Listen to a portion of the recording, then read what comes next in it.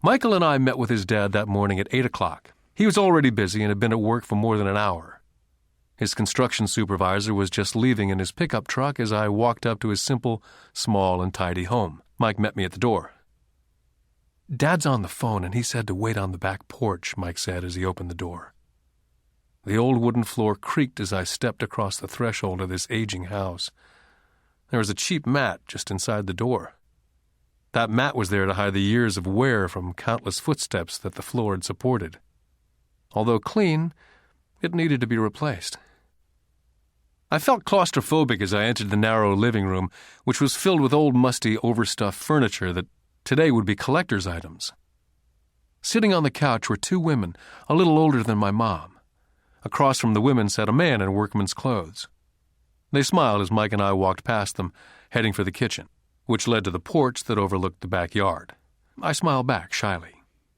"Who are those people?" I asked. "Oh, they work for my dad. The older man runs his warehouses, and the women are the managers of the restaurants. And you saw the construction supervisor who's working on a road project about 50 miles from here. His other supervisor, who's building a tract of houses, had already left before you got here."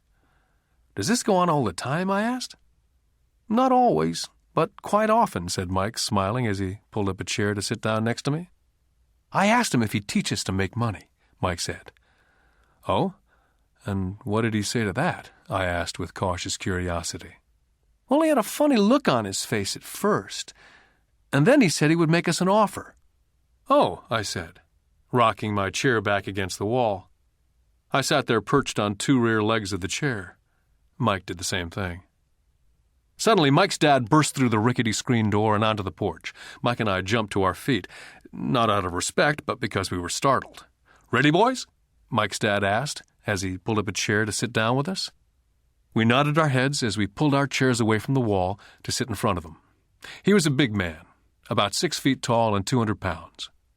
"Mike says that you want to learn how to make money. Is that correct, Robert?" I nodded my head quickly, but with a little intimidation. He had a lot of power behind his words and smile. "Okay, here's my offer. I'll teach you, but I won't do it classroom style. You work for me, and I'll teach you. You don't work for me, I don't teach you. I can teach you faster if you work, and I'm wasting my time if you just want to sit and listen like you do